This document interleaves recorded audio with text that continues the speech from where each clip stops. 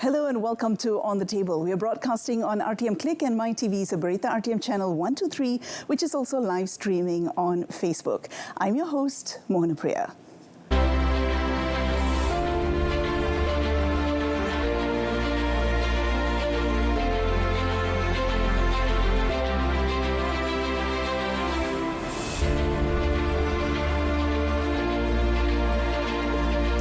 Good evening and thank you for joining us. In a move to ensure a safe and regulated digital environment, the government recently enforced mandatory licensing for internet messaging services and social media service providers. On the table today, we speak to Communications Minister YB Fahmi Fadil about this move, which came into effect on the 1st of January. YB, welcome to the program. Thank you. YB, let's begin with an overview of the objective of implementing the social media framework. Firstly, thanks for having me on the program. Sometime in June, July of 2024, we received in Cabinet a briefing and some numbers from Bukit Aman about the mass migration of crime to social media. There were a lot of people who became scam victims on social media platforms like Facebook, through online messaging apps like Telegram, and the pattern indicated that these platforms are drawing in more and more victims. We felt that the measures currently in place were not sufficient. The law needs to be strengthened because a lot of what was going on social media was not imagined, envisioned, was not in the law when the law was put together many years ago. So we saw that there were need to do some things, including to license two things: social media platforms and online messaging systems. Okay, and which platforms are actually involved when it comes to licensing? Who has to comply? The companies or the social media platforms that have more than 8 million users in Malaysia will need to be licensed with MCMC. And we have done it in this way so that, generally speaking, if you have, it's a quarter of the Malaysian population. So the decision is based on that number. And we have also amended the law, specifically the Communications and Multimedia Act, to ensure that should there be any platforms that have less than 8 million users and are not licensed, but the police, for example, believe that too much criminal activity is taking place and we need to have stronger action against whether it's the platform or the perpetrators or the criminals who are misusing these platforms, then we will be able to designate these social media platforms subsequently once the amendments have been gazetted. Okay, and YB, I understand that these licenses are renewable every year, is that right? Yes, they're renewable. Okay. And they have to pay a fee. They have to abide by the conditions set with the license. We need to make sure that they are free to operate in Malaysia, they're free to make money, but they must comply with our laws. Malaysia is a sovereign nation. We have our own constitution, we have our set of laws, and we want to make sure that not only do these social media big tech companies can operate in Malaysia, apply their business, but we want to make sure that people don't become victims of scams and cyberbullying and other forms of criminal activity online. YB, Meta recently announced that they will not be fact-checking and doing content moderation and all that. So how does that apply to us then? Specifically, Meta has decided that they will not work with this company called PolitiFact in the US to do fact-checking, and you could call it auto-moderation. So what was arranged, I believe, at that time was Meta had hired or has some kind of contractual relationship with this company and others in other jurisdictions or other countries, and these companies would be assigned to identify and actively highlight, flag posts or articles on Facebook that are not factually correct. For adherents of total freedom of expression, probably they feel that this is you know, a good step. But for a large portion of society, especially law-abiding citizens, when you look at what happened on X in the UK, if you remember several months ago, I think in September, there was this incident in Southport in the UK where someone on X, formerly known as Twitter, posted saying that a number of children who were stabbed to death, they were stabbed by a Muslim immigrant. This was factually not true, inaccurate, and it sparked riots. Yeah. So even after this person had been arrested, this person had been taken to court, and it was made clear to everybody that the perpetrator was actually a Christian, meaning a non-Muslim citizen of the UK. The damage had been done. Right. So while laws specifically may not be able to be a circuit breaker per se, we need to make sure that social media platforms remain responsible, that they understand that there's a certain duty of care that they need to put in place. And we're starting to see many countries, not just Malaysia, take a firmer stance with regards to social media, because they realize and recognize that the amount of data harvested from their citizens is vast, and these social media platforms can help or hinder progress in countries. On that note, YB, Australia recently announced that they are banning social media for children under the age of 16. And I understand that Singapore and Indonesia are also looking on with interest. What is our stance here? I think what you're starting to see within ASEAN, there is a greater awareness of what's happening not only in countries within the Asia-Pacific region, but also within ASEAN. Yeah. Recently, we organized a Regulators Roundtable where we invited MCMCs, partners or their respective equivalents in neighboring ASEAN countries to have discussions about online safety, about regulation, about working more closely together. So definitely we're starting to see better cooperation between regulators in ASEAN.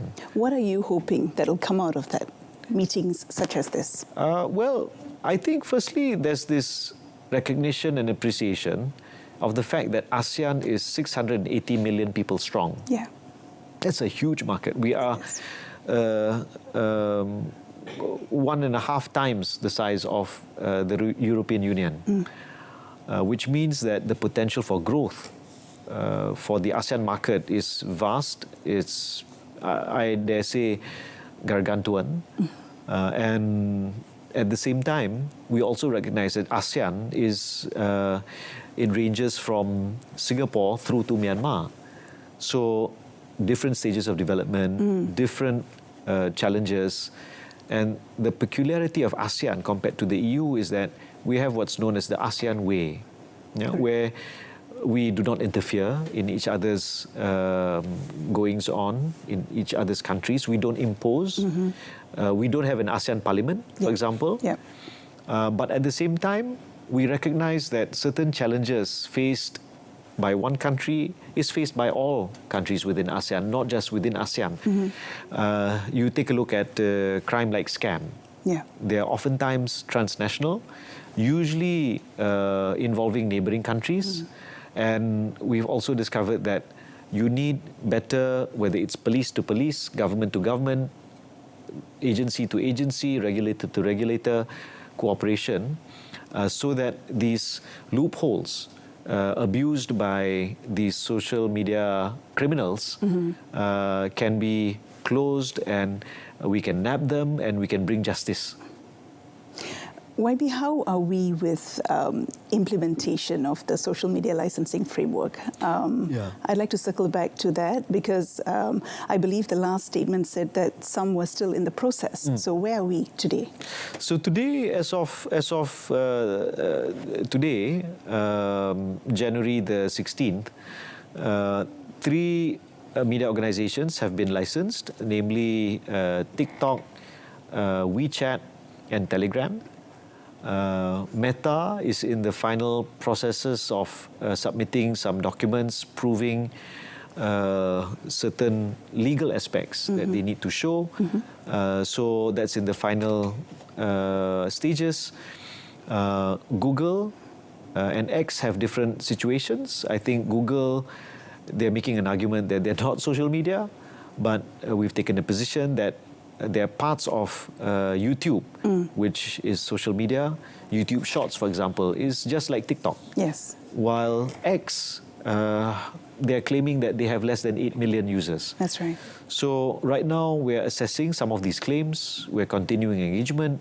We want to make sure that all of these media platforms are complying. In fact, now, because some reporters have highlighted, so we've reached out to Microsoft that owns LinkedIn, because according to LinkedIn, in their first quarter 2025 report, they estimate that the number of users in Malaysia will grow beyond 8 million, which puts them above that threshold. That's right. So we've also been receiving complaints about job scams happening on LinkedIn. So the team at MCMC, for example, is having engagements. They've seen how it has been applied to other social media platforms. So we want to make sure that all who reach that threshold comply. So MCMC is the body that regulates this and enforces this. What about penalties, YB? And at what point would you start thinking about who is violating the framework and who needs to be penalized? There are two aspects to this. If you are operating without a license, there's a certain fine that can be levied either through the courts or by compound. At the same time, there are also violations where if you allow for certain types of criminal activity to take place and people misuse your platforms, you won't be the target of those kind of investigations, but the perpetrators themselves. For example, if someone were to post an AI deepfake ad alleging that the Prime Minister is asking for investments into, whatever. So once we discovered who is behind these fake ads, we can take action against them. There's a new piece of law that will soon be gazetted called the Online Safety Act, which puts the onus of action on the social media platforms. They need to take certain measures. They need to make sure they have duty of care. And it's also to make sure that these platforms allow reports from users to be processed efficiently. Sometimes you lodge reports for people who, scam or steal your identity, misuse your pictures, but the platforms don't do anything. So we want to make sure that whether the fines come from MCMC for certain infringements, violations, or people who lodge reports also get some kind of feedback without taking weeks, if not months. Right. So the onus is still on the platforms to respond and to take action. Yes. Okay. YB, we have lots more to speak about. We'll continue this conversation in a bit. And we'll be back right after these messages.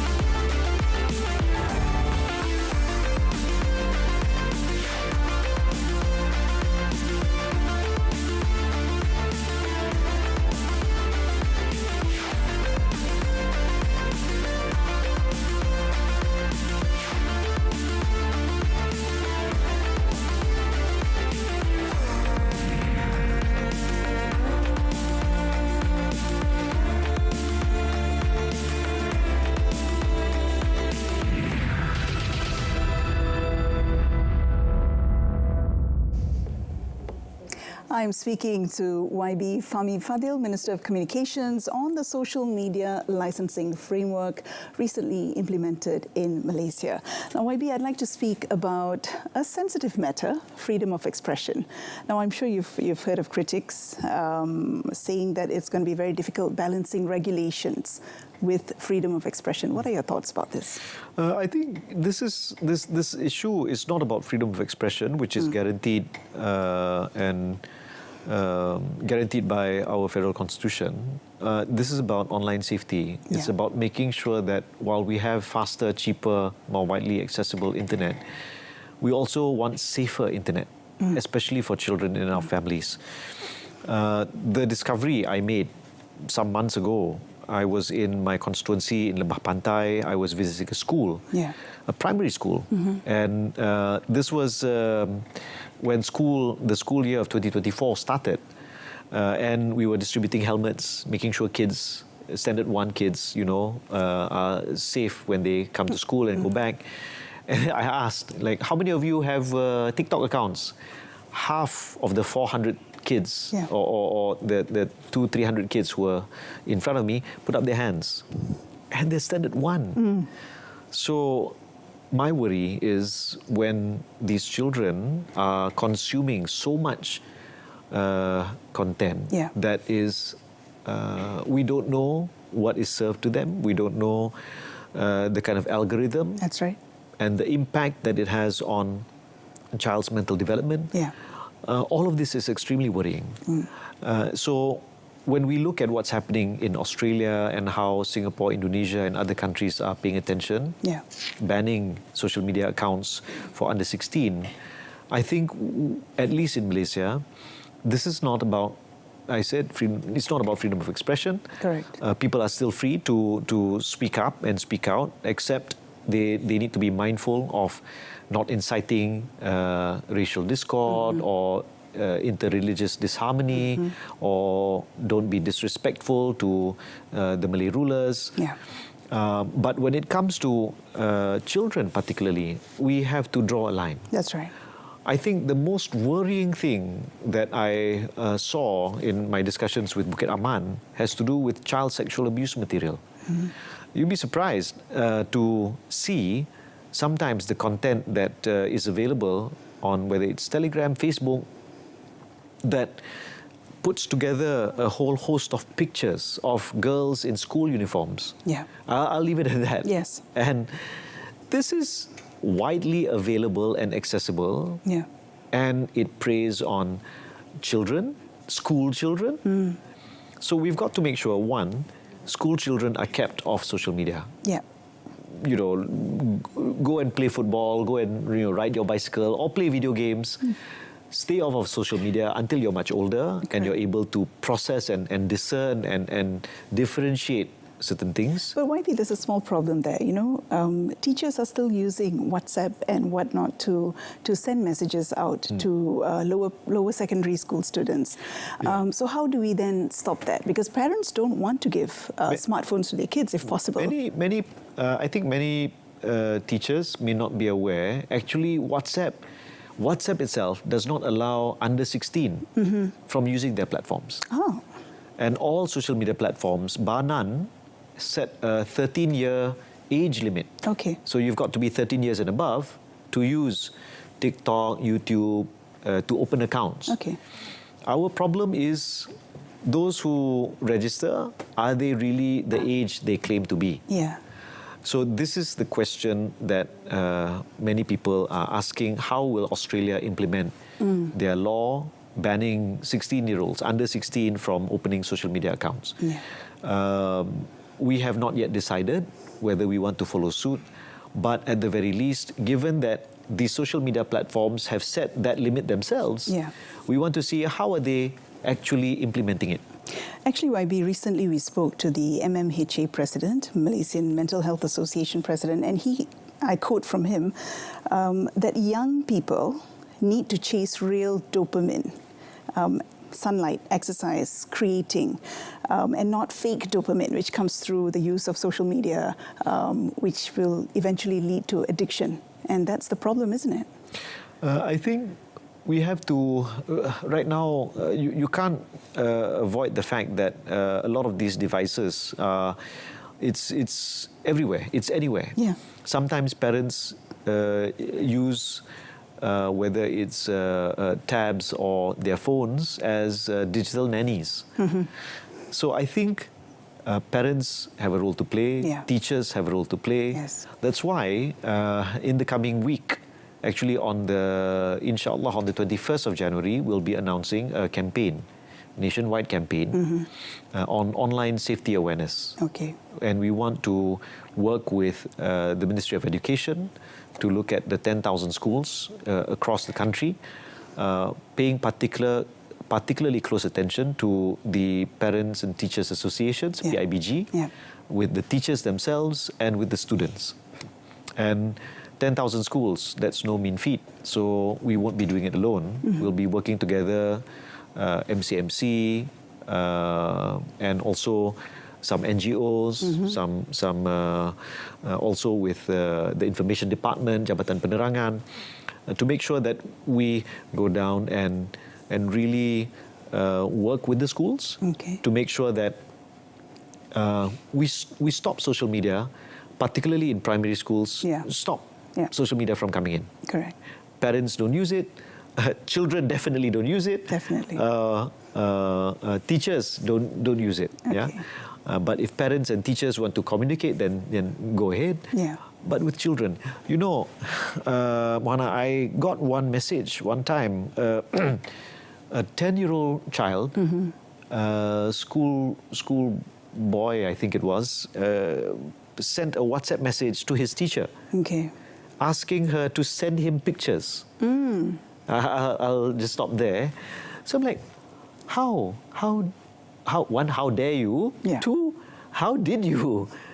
So I think we've just got to put a stop to social media for children, and just focus on the so-called real dopamine. Yes. Yeah, that you mentioned just now. Yes. Now, maybe what do you think about scholars, communication scholars who are saying that we need to introduce media literacy as a compulsory subject in school, because we can't run away from it. So let's empower the children as well, aside from the regulations that we're bringing in.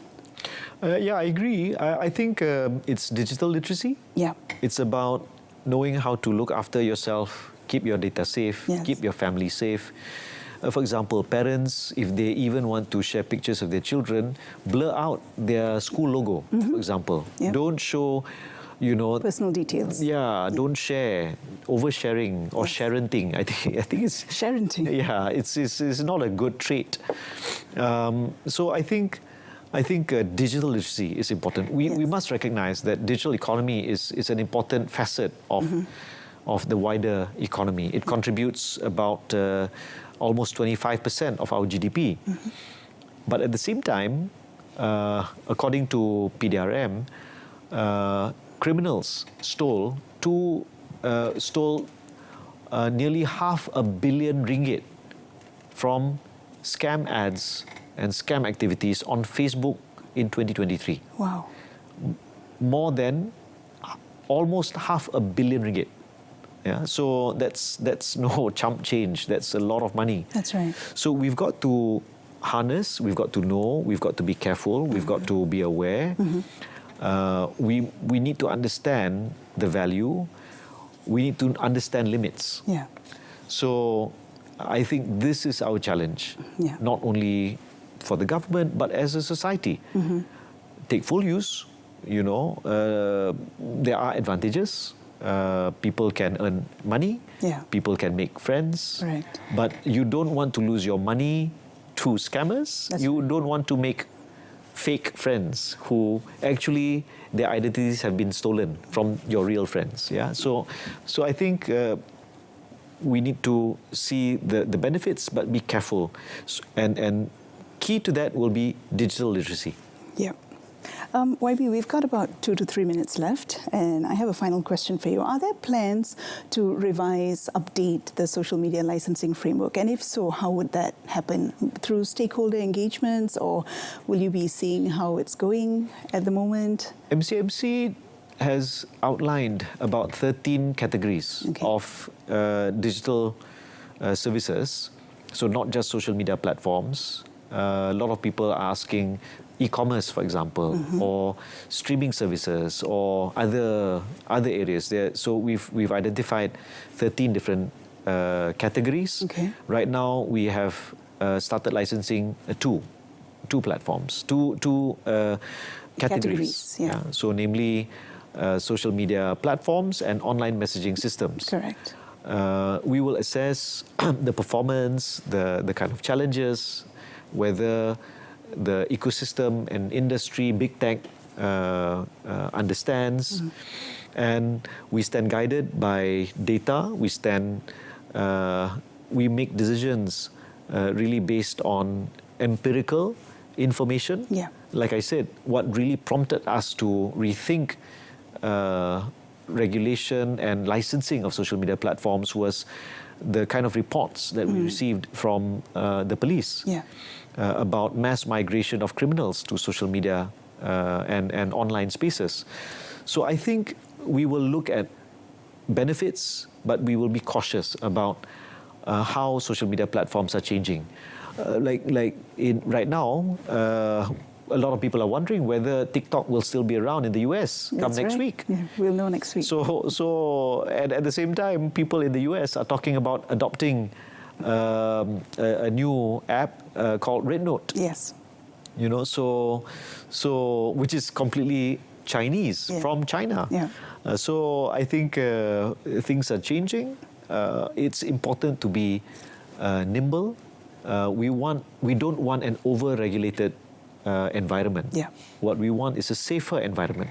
So we've got to make sure that businesses can operate, they can apply their trade, people can earn money, people can socialize, make full use of the kind of infrastructure that's there, the 5G that we've laid out. But we just want to curb criminal activity. So that's going to be our focus. Thank you so much. YB, thank you so much for your time today and for your insights. Thank you. And that's about all the time we've got for On the Table this evening. We've been speaking to YB Fahmi Fadil, Communications Minister. A repeat of this episode's broadcast can be viewed again at the same time tomorrow and subsequent days on both RTM Click and MyTV's Berita RTM channel, as well as Berita RTM YouTube channel.